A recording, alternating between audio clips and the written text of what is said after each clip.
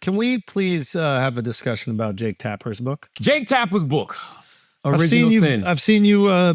So on today's episode, we have Andrew Schulz and Charlamagne the God on Brilliant Idiots. And they're talking about the Jake Tapper book. And have you ever had that moment where you're like, man, okay, didn't we already talk about this? Like, that's exactly how I felt reading Jake Tapper's book. Like, bro, Charlamagne's been saying this stuff since 2023, and so have I, and so have a lot of you guys. And Biden was slipping, and we saw it. But the second anybody said it out loud, suddenly you're a Russian asset, a right-wing nut job. Nah. But now let's fast forward to 2025, and the media's like, oh, wow, he was just getting old. Turns out Biden wasn't just getting old. It was the obvious, but he clearly wasn't fit to run. And really, thanks for catching up. Now fast forward to 2025 and the media's like, oh, wow. Turns out Biden really wasn't fit to run. Like, really? Really? Thank you for catching up, CNN. Be quite outspoken about this, Charlamagne. Well, I was outspoken about it before I read it in typical Brilliant Idiots fashion. Okay. But what I said still stands. There's not nearly enough accountability from Jake Tapper in regards to the media's role in the cover-up of President Biden's decline. Because that's what the book is about. The book is about President Biden's decline, his cover-up, and his disastrous choice to run again. This, first of all, it's a great read. I'm not even gonna sit here and act like it's not a great read. It's the #1 book in the country. And it's #1 for a reason, because it is a great read, right? But all it did was give details to everything that we already knew. There is nothing in this book that over the course of the campaign, or even before the campaign, that a motherfucker like me didn't say. I said in 2023, Biden should drop out. Just out of curiosity, Charlamagne, when you said that about Biden, did you receive any sort of scrutiny? Oh my God. Oh, you did? Smoked me. Oh man. What did they call you? It was on MSNBC saying I was a Russian. I was spreading Russian propaganda. And I'm like, why? Because I got eyes? And you know what's even more fucked up about this book? In the book, it talks about, and I forgot what the percentage is, but I think it was like over 60% of Americans thought Biden was too old. So I wasn't saying anything that was so out of the ordinary. I got eyes. Charlamagne, when all of us were saying these things about Biden, we were saying these things about the current administration, we were sharing our frustrations with the administration, you got labeled radioactive, Russian propagandist. MAGA. We got labeled extreme right-wing lunatics, right? Now, all of a sudden, you've seen many of the liberal media pundits start to echo the same sentiments that we were saying for 4 years that we got criticized for. Now, we can't go, I told you so, because it's good that they're getting to this point. No, we can definitely say that. All right, let me say this better. The mature version of this is to not sit here and go, I told you, and go, well, it's good that you're here because now we can make the party a better place and you understand what people, but we're not mature. We're not mature. So we got to have some conversations. No, we're not. Listen, the back of this book says, where's the apology to us, yo? What the whole corporate media apparatus on the left side had tried to make us radioactive for 4 years. That's right. Now all of a sudden they're doing this reversal where they're echoing the same talking points that they criticized us for 4 years. They're going on talk shows and referring to you and myself as these like extremists. Yes. And now they're saying the same fucking thing. Same shit. But because they can make money off of it, all of a sudden it's okay. You labeled us part of the right. Now it's time for you to say that we were right. Okay? That's what the fuck it boils down to. And Like Charlamagne said, that's fire. It's fire. You know what hits me? Over 60% of Americans thought Biden was too old. And we weren't crazy for thinking it. We were just paying attention. It was right in front of our eyes. You saw him speak, you saw him stumble, and people try to label it as a conspiracy that he was okay. Like, this is just nut jobs laying these conspiracies out. But to be honest, I know it was my gut telling me something was off. But if you said it out loud, you got labeled like you were some dangerous person. And Andrew Schulz nailed it in the head. It wasn't just Biden.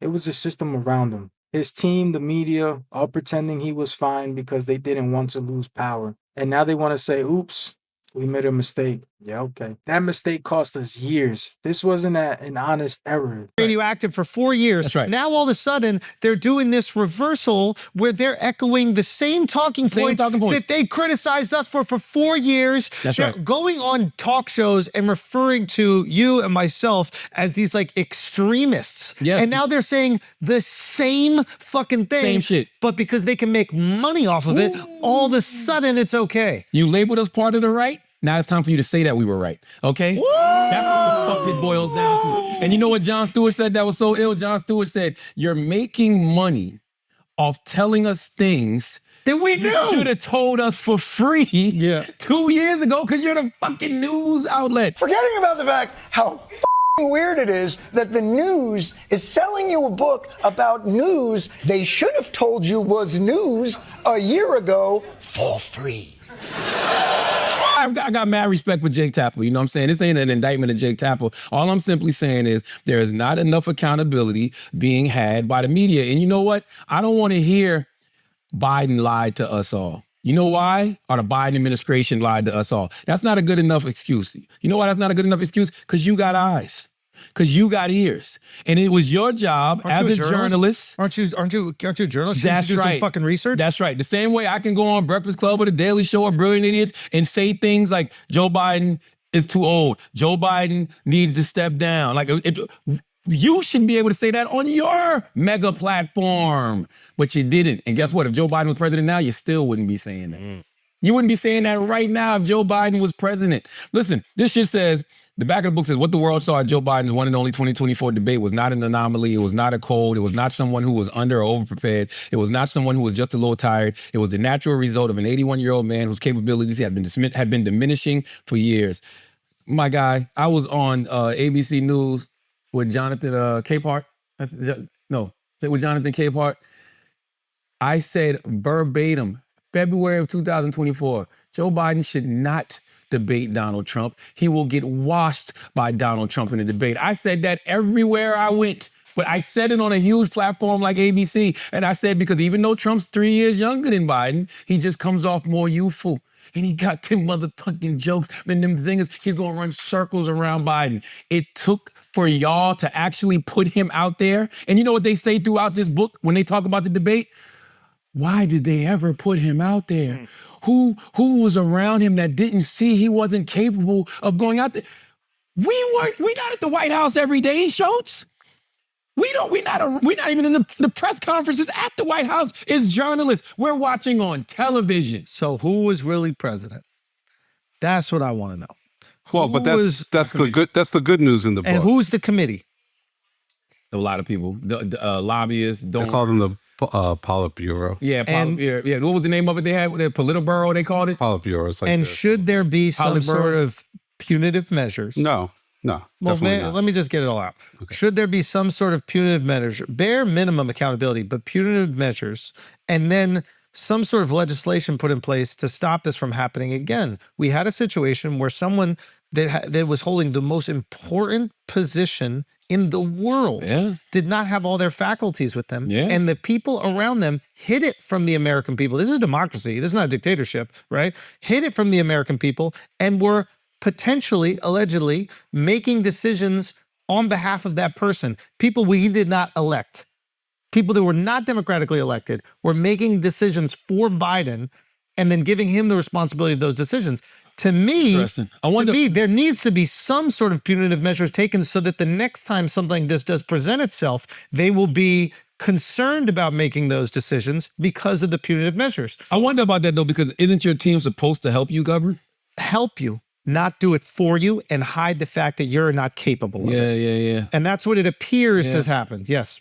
So, I mean, look, I'm not, I've read about half of the book. I think I have a pretty good sense of what it's about and what's going on. It's a disappointing read if you're a Democratic supporter, right? Yes. Like, it was a self-inflicted wound. They did it to themselves. It is true that his inner circle absolutely managed him and tried to put him in situations where he would seem most effective and present and vigorous, and shielded him from situations where we would have a better sense of really what he was going through. But I will say this. In the end, it played out like the way it was supposed to play out in a democracy.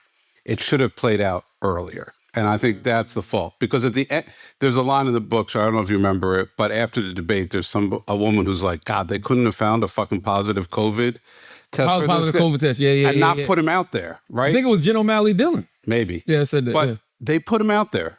And America had the right reaction, which was this guy... It's not fit. He can't do it. For the position. Yeah, but Chris, I agree with you. It should have happened earlier. It happened when he got elected. I'm not even joking. From the moment he got elected in 2020, it should have been, look, we don't give a fuck what you want to do. Right. You're going to be a one-term president. You're going to be a transitional president. Let's start the process now. But who's we? But why are they still making that? We that was covering up for him. But but when I read this book, I'm like, there is no we, and that's part of it's good true. news and bad news. But why should we even make that decision? I feel like sometimes the DNC has too much power. They didn't have enough power in this. Nobody's. This was all Biden. This is Biden. All Biden. Ego. That is what's going on. All Biden. It's What Biden. do you mean? He wanted this. He wanted this, and nobody stepped in. He wanted what? The run again. No, I'm good. I'm fine. Yeah. I'm good. Yeah. Right. There was no secret backroom cabal of Obama and Nancy Pelosi and all these people. That's right. The problem was they respected him too much. So the dynamics as it's laid out in the book, and of course the book's ultimately through Jake Tapper's lens, but let's run with it. Is so now we have to believe Jake. Well, it's not just Jake. Let's not put on Jake. After he did cover for Biden for 4 years, now we're supposed to believe him. But are you still doing cover? There's a lot to criticize. He's not covering for Biden at all. Now, Biden announced prostate cancer. Then fucking step on this. I'm telling you right now. Of sure, he's not covering for Biden, but is he covering for whoever was protecting Biden? My point is he's nobody gets covered. He's trashing them. Trashing whom? Everybody. The Politburo? What's it called? The Politburo, which is like a play on a Soviet kind of leadership. This is the narrative in the book. All I'm saying is, like, why do we trust you now? No, it's a fair question, which is why I'm saying... Lie to me once, why would you not lie to me again? Very fair question. So why is this information true? It seems to me that now that Biden is of no use to the Democratic Party, that it'd be very easy to discard him and blame everything on him. I'm gonna be honest with you. That's what they have to do, Schulz. And I'm pretty sure I've said this here on Brilliant Idiots before. Any Democrat moving forward, you have to throw Biden under the bus. Like, that's your first order of business. Like, you literally have to throw Biden under the bus, that whole old regime of the Democratic Party, everybody that was involved in that cover-up, that has to be your first order of business before we even pay you any attention. Everybody's talking about the people around him, but it's like, he's your boss at the end of the day. And even if you think he's not capable, if he's telling you, hey, I'm capable, I don't want you to say anything, why are people upset at the people around him for listening to How do we know that's true? To me, Biden's a company man. Like, to me, he was a lifelong politician. He knows the game. He waited his term. He got his slot. Mm-hmm. I can tell you how that's true. So it's like, I think he's down to do whatever they tell him to do. That Politburo lied to him throughout the book. Like, they didn't tell him the real poll numbers. They didn't. They weren't telling him the real poll numbers. They were telling him that he could win. They were saying, oh, you're just outside of the margins. This is the typical, margin of... Is that treason? No, it's lying. Is it? See, the president of the United States of America. There's not a black and white lying situation in the book. Yes, it is, Chris. Like people like Nancy Pelosi were literally saying, "What polls are y'all feeding him?" According to the book, there were Democrats around saying, "What polls are y'all showing him?" I've heard that he thinks he can win. I've heard this outside the book. And my sources will remain secret, anonymous or whatever. But like, I've heard that the people around him were just lying to him. It's in the book. Now, what advantage do they have by lying to the president? Sucking dick, glazing. No. Top tier glazing. Grade A glazing. Staying in power. They stay in power. Yeah. Oh, 100%. That is what concerns me. Their need, their thirst, their desire to stay in power. They propped up someone who is essentially puppeteered. To me, maybe it's not treason, but there's a form of corruption right there. When you are lying to the person that we democratically elect so that you can maintain in this position of power, That goes against the democratic process because you guys know that you're making these decisions. And now to just blame everything on Biden when he's fed false information from this Politburo, Well, whatever the but fuck you want to, they need accountability. We don't even know who these motherfuckers are. Did you get to the point in the book, Chris, where Chuck Schumer went to his house? Yes. This is what really turned the tide. When Chuck Schumer went to his house, one-on-one, and just told him the fucking truth. Oh, so now showed him the poll now numbers. Chuck's a hero. well, So look, you gotta- conveniently, all these people that run the Democratic Party are heroes. Chris, so you know how you know Chuck Schumer fed them that information? Because there's a line after Chuck Schumer leaves his house where he said, Biden put his hands on Chuck's shoulders and said, you've got some of the biggest balls of anybody I've ever met. Get the fuck out. So here's the real kicker. Now they're all pointing fingers at Biden like he was the problem. But let's be real. They propped him up. They lied to him. They fed him fake numbers. They kept him in the dark. And we're supposed to act like he's just randomly decided to run again? Come on. I don't care if you lean left, right, center. We all got played. And now folks like Charlamagne and Schulz, who got dragged for saying the truth early, deserve an apology. Not just them, all of us do too.